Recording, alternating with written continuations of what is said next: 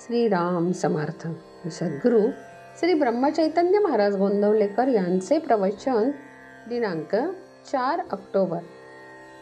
भगवंताच्या संयोग वियोगातच खरे सुखदुःख आहे. हल्ली लोकांचे हित करण्यासाठी जो तो झटत असतो, पण आपले स्वतःचे हित साधल्याशिवाय दुसऱ्याचे हित आपण काय साधणार? ज्याला स्वतःला सुधारता येत नाही तो दुसऱ्याला काय सुधारणार? त्याला सुद्धा अभिमानच आड येतो, कारण त्याला वाटते आपण दुसऱ्याचे हित करून देऊ. या अभिमानाने तो फुगलेला असतो. अहंकार जाण्यासाठी साधनच करावे लागते आणि ते साधन गुरु सांगत असतात. म्हणून त्यांच्या आज्ञेप्रमाणे वागले म्हणजे आपले हित होते. ब्रह्म हे काही कुठे शोधायला जावे लागत नाही, ते आपल्या जवळच असते, पण ते दुसऱ्याने आपल्याला दाखवावे लागते. हेच काम सद्गुरू करीत असतात. श्रीकृष्ण प्रत्यक्ष परब्रह्म अवतार घेऊन वसुदेवाचे पोटी आले, परंतु वसुदेव त्यांना आपला मुलगाच समजत होते. तोपर्यंत प्रत्यक्ष परमात्मा घरी असूनही ओळख पटली नाही. तेच नारदांनी जेव्हा त्यांना सांगितले की श्रीकृष्णाला आपला मुलगा न मानता तो परब्रह्म आहे असे समजा, म्हणजे तुमचे हित होईल, तेव्हा खरी ओळख पटली. तसेच राम अवतारी असूनही वसिष्ठांनी जेव्हा सांगितले की तूच प्रत्यक्ष परब्रह्म आहेस, तेव्हाच त्याला ते ज्ञान झाले.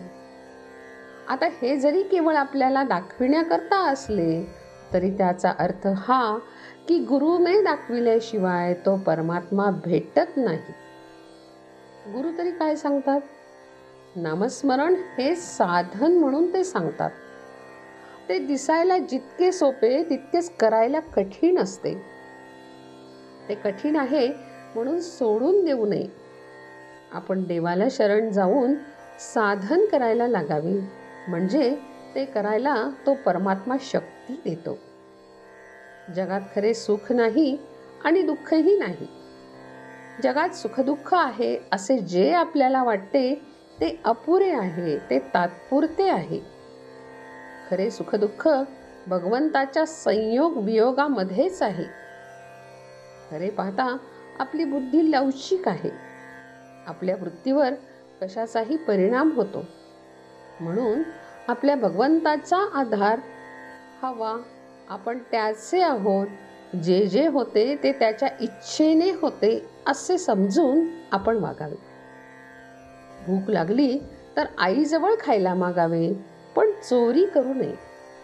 तसे पोटापुरते भगवंताजवळ मागावे, पण जास्त मागू नये. भगवंत अत्यंत जवळ आहे आणि अत्यंत दूरही आहे. तसाच तो सर्वव्यापी आहे, म्हणून तो आपल्याला दिसत नाही. आपण दरवर्षी भगवंताचा जन्म करतो. याचा अर्थ असा की मागच्या वर्षी आपण जन्म केला ते विसरलो, म्हणून यावर्षी पुन्हा त्याचा जन्म करावा लागला. खरे म्हणजे भगवंताचा वाढदिवस करायला पाहिजे. भगवंत काल होता, आज आहे आणि उद्या राहणारच, म्हणून त्याचा खरा वाढदिवस होऊ शकतो.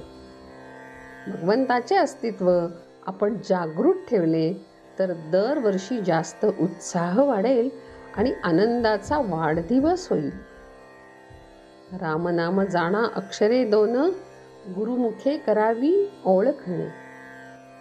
जानकी जीवन स्मरण जय जय राम.